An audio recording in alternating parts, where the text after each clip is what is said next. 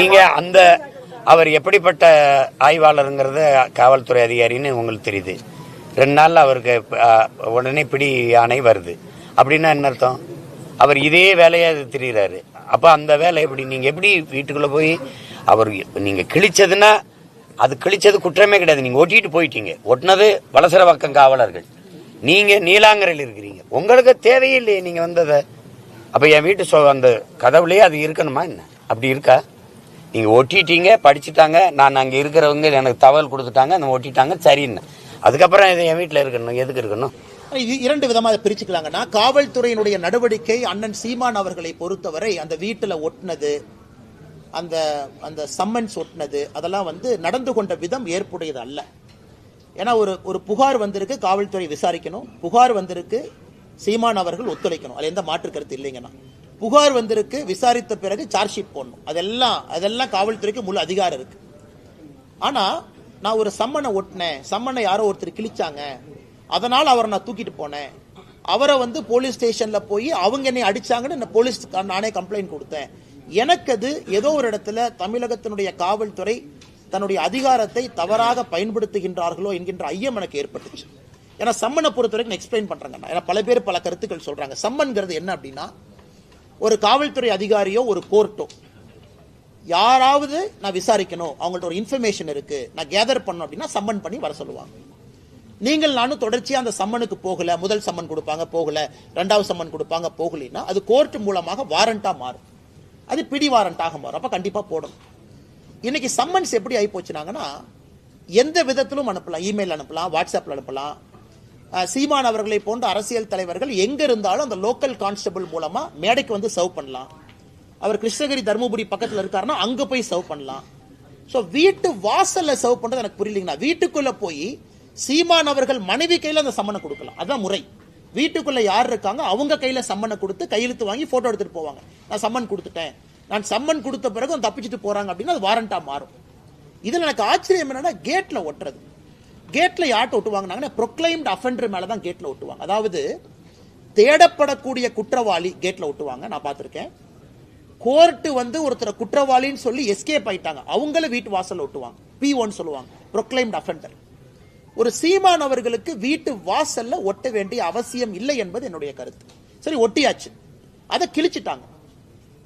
எப்ப அதை ஆக்ட் பண்ணணும்னா, அடுத்த நாள் சீமான் அவர்கள் 11 மணிக்கு வரல அப்படின்னா தான் காவல்துறை நடவடிக்கை எடுக்கணும்.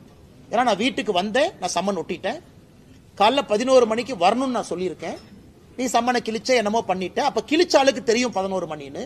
அப்ப நீ சீமான் அவர்கள்ட்டையோ அவங்க துணைவியாருக்கோ அவங்க நண்பர்களுக்கோ சொல்லியிருக்கணும். அடுத்த நாள் 11 மணிக்கு வரல அப்படின்னா நடவடிக்கை. அப்புறம் அவங்க இன்ஃபர்மேஷனை பார்த்து தானே கிழிச்சிருப்பாங்க. அதனால எனக்கு காவல்துறை நடந்து கொண்ட விதம், பத்திரிகையாளர்கள்ட்ட காவல்துறை நடந்து கொண்ட விதம், ஏன்னா யாரோ ஒருத்தர் அந்த பாதுகாவலர் ஒரு கன் எடுக்கிறார், நானும் பார்த்தேன், எக்ஸ் சர்வீஸ்மேன் கன் எடுக்கிறாங்க, அந்த பத்திரிகை நண்பர்கள் நீங்களும் படம் பிடிக்க போறீங்க, அங்கெல்லாம் தேவையில்லாத பல விஷயங்கள். அதனால் தமிழகத்தினுடைய டிஜிபி முதலமைச்சர் அவர்கள் சீமான் அவர்கள் மீது நடவடிக்கை எடுக்கணுமா, ஆதாரப்பூர்வமா அதை எடுத்துக்கங்க. ஏன்னா அவரும் தனி மனிதன் தான். விசாரணை பண்ணணுமா, அவருக்கு எந்த எக்ஸம்ஷனும் கிடையாது, அவரு விசாரணைக்கு போகணும், எல்லாம் ஓகே. நடந்து கொண்ட விதம் எனக்கு ஏற்புடையதா இல்லைங்கண்ணா. சாமானிய மனிதனுக்கும் இது நடந்தால் என்ன ஆகுங்கிறத நான் பார்த்தேன். இத்தனை நாளா சீமான் அந்த பாலியல் இது நடக்கலன்னு சொல்லி சொல்லியிருந்தாரு. நேற்றைய தினம் விருப்பப்பட்டு வந்தான்னு சொல்லி அண்ணா அதுக்குள்ள நான் போலி விரும்பலிங்கண்ணா. அது எனக்கும் அதுக்கும் சம்பந்தம் இல்லாத ஒரு விஷயங்கண்ணா. வீரப்பனுடைய மகள் இருக்காங்க, ஆமாங்கண்ணா, காவல்துறை அவங்கள தனிமையில தடுத்திருக்காங்க, அதுக்கு சின்ன கைகலப்பு நடந்திருக்கு. அதை எப்படி பாக்குறீங்க? அவங்க என்ன சொல்லியிருக்காங்க பேட்டியில, இந்த மாதிரி என்னை ஆரம்பத்துல இருந்தே தடுத்துட்டு வர்றாங்க, பள்ளியில ஆகட்டும், கல்லூரியில ஆகட்டும், அரசியல் ஆகட்டும், இன்னைக்கு இங்கேயும் தடுக்கிறாங்க அப்படின்னு சொல்லி ஒரு பதிவு வச்சிருக்காங்க. இதை எப்படி பாக்குறீங்க? நான் இந்த பதிவு எப்படி பார்க்குறேன்னா, சீமான் அவர்கள் இந்த விஷயத்தை பற்றி என்ன பேசுகிறாங்க அதை பற்றி நான் கருத்து சொல்ல விரும்பல. அது காவல்துறை அவர்கள் விசாரணை எடுக்கணும், நடவடிக்கை பண்ணணும், தப்பு நடந்திருந்தால் நியாயம் கொடுக்கணும், அது வேறங்கண்ணா. நான் முதல்ல இருந்து அந்த பாயிண்ட்டுக்குள்ளேயே போலிங்கண்ணா. நான் காவல்துறை இந்த சம்மன் விஷயத்தில் நடந்து கொண்ட விதத்தை மட்டும்தான் நான் பேசுகிறேன். இரண்டாவது, ஒரு காவல்துறையை பொறுத்தவரை என்னை தடுக்கிறாங்க வர்றாங்க, நம்ம புரிஞ்சுக்கணும்னா, ஒரு போலீஸ் ஸ்டேஷன் ஒரு 500, 1000, 2000 கணக்கான தொண்டர்கள் வர்றாங்கன்னா அவங்களையெல்லாம் வச்சு ஒரு போலீஸ் ஸ்டேஷன்ல வேலை பார்க்க முடியாதுங்கண்ணா. ஒரு காவல்துறைக்கு எல்லோரையும் தடுப்பதற்கான உரிமை இருக்கு. காரணம், லா அண்ட் ஆர்டர் அவங்க மெயின்டைன் பண்ணும். ரோட்டை மறிச்சு உட்காரலாம், லா அண்ட் ஆர்டர் கைவிட்டு போகலாம், எமோஷனல் கேடர்ஸ் இருப்பாங்க, பேரிகேட்ஸ் போடுவாங்க. அதை பற்றி எனக்கு கருத்து இல்லைங்கண்ணா. என்ன நடந்துச்சு, எவ்வளோ போலீஸ் டிப்ளாய் பண்ணியிருந்தாங்க, அதை பற்றி நான் சொன்னால் தவறாக போயிடும். அதே மாதிரி போலீஸ் ஸ்டேஷனுக்குள்ள ஒரு என்கொயரி பண்ணும்போது ஒரு என்கொயரி பிளேஸ் அது. கூட லாயர்ஸ் இருக்கலாம், சம்பந்தப்பட்ட நபர்கள் இருக்கலாம், கேஸுக்கு சம்பந்தப்பட்டவங்க இருக்கலாம். இல்லை நான் கூட ஒரு 10 பேர் போவேன், 20 பேர் போவேன், 30 பேர் போவேன், அது போலீஸ் ஸ்டேஷனாக இருக்காது, வேற மாதிரி மாறிடுங்கண்ணா. அதை தடுப்பதற்கும் காவல்துறைக்கு உரிமை இருக்கு. ஆனால் இந்த கேஸை பொறுத்த வரைக்கும் காவல்துறை ஆரம்பத்திலிருந்து கடைசி வரை நேர்மையாக நடந்துக்கிறாங்க அப்படிங்கிறத நம்ம பார்க்க முடியும். அதை பொறுத்து அந்த கேஸே நேர்மையாக நடக்குதான்னு சொல்ல முடியும். அதனால் காவல்துறை நேர்மையாக ஒளிவு மறைவு இல்லாமல் டிரான்ஸ்பரண்டா நடந்தாங்கன்னா நாளைக்கு எல்லோருக்கும் காவல்துறையின் மீது நம்பிக்கை வரும். ஆனா இப்போ வந்து நிதியமைச்சர் தங்கம் தென்னரசு நேற்று ஒரு பேட்டியில் சொல்லியிருக்காரு, மத்திய அரசு வந்து மாநிலங்களுக்கான ஒதுக்கீடை மேலும் குறைக்கிறதுக்கு இனி பிளான் பண்றாங்க அப்படிங்கிற மாதிரி சொல்லியிருக்காரு. தங்கம் தென்னரசு ஐயா டெல்லி போகும்போது அதை பத்தி எதுவுமே பேச மாட்டாருங்கண்ணா. ஜிஎஸ்டி கவுன்சில் அதை பத்தி எதுவுமே பேச மாட்டாரு. நம்முடைய நிதியமைச்சர் அம்மா நிர்மலா சீதாராமன் அவங்களை சந்திக்கும் போது எதுவுமே பேச மாட்டார்.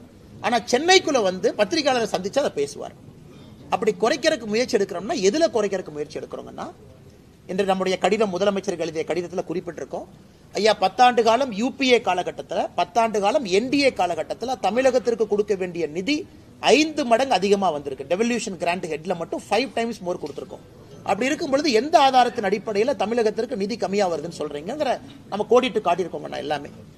அதனால தங்கம் தென்னரசு ஐயா அவர்கள் இல்ல குறைச்சிருக்காங்கன்னா எந்த ஹெட்ல குறைக்கிறோம், ஏன் குறைக்கிறோம் அப்படிங்கிற விவரத்தை சொல்லட்டும், நாங்க பதில் சொல்றோம். மயிலாடுதுறையில மாவட்ட ஆட்சியரோட உரை ரொம்ப அது கண்டிக்கத்தக்க ஒரு விஷயம்.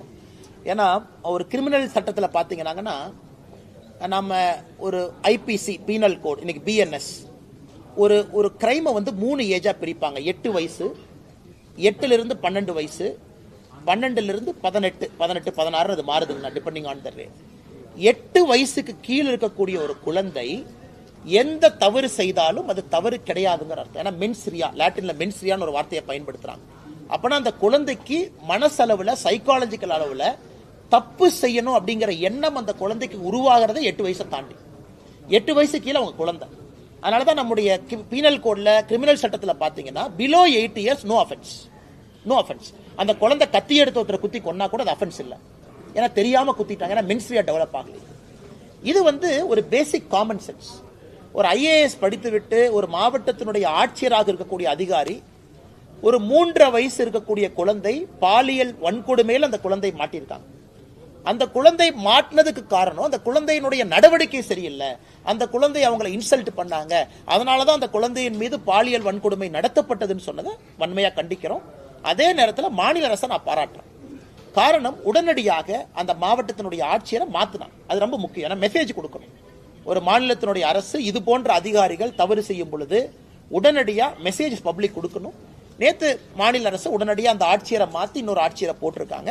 அது வரவேற்கப்பட வேண்டிய ஒரு விஷயம். அழிக்க பார்க்குது அப்படின்னு சொல்லிட்டு இந்த பகுதியாவது ஆதித்தநல்லூர் கீழடி போல வந்து இங்கேயும் அகழ்வாராய்ச்சி பண்ணணும் அப்படின்னு சொல்லிட்டு காவுத்தம்பாளையம் கிராமத்தில் கிட்டத்தட்ட 600 நாட்களாக தொடர்ந்து. ஆனா நாங்க எங்க ஆதரவு கொடுத்தோங்கன்னா எங்க ஆதரவு கொடுத்திருக்கோம். ஆதரவு கொடுத்தது மட்டும் இல்லாம நம்முடைய மத்திய அரசுக்கு எழுதியிருக்கோம். மத்திய அரசு பதில் என்ன போட்டிருக்காங்கன்னா, இதை வந்து மாநில அரசு முன்னெடுக்கணும், மாநில அரசு முன்னெடுத்த பிறகு நாங்கள் வருகின்றோம் சொல்லியிருக்காங்க. இது ரொம்ப ஆச்சரியம் என்னன்னா, அந்த கிராமத்து மக்கள் வந்து கிட்டத்தட்ட 700 நாளாங்க அன்னைக்கு 600 நாட்களை தாண்டி தொடர்ந்து இருக்காங்க. அண்ணன் ஏபி முருகானந்தம் அவங்க எல்லாம் போய் பார்த்துட்டு வந்தாங்க. நானும் அவர்களை சந்திச்சேங்கன்னா நாங்கள் அவர்களோடு இருக்கின்றோம். குறிப்பா அந்த நடுக்கல், அந்த இருக்கக்கூடிய கல்லெல்லாம் பாத்தீங்கன்னா அவ்வளவு பழமையான ஒரு கற்கள், அதுல எந்த ஒரு இது இல்லை. அதனால தமிழகத்தினுடைய கலாச்சாரத்தை பாதுகாக்கிறேன் அது இதுன்னு சொல்லக்கூடிய முதலமைச்சர் அவர்கள் ஏன் இதுவரைக்கும் இங்க கவனம் கொடுக்கல அப்படிங்கிற ஆச்சரியம் எனக்கு இருக்கு. அதனால நிச்சயமாக கவனம் கொடுக்கணும்.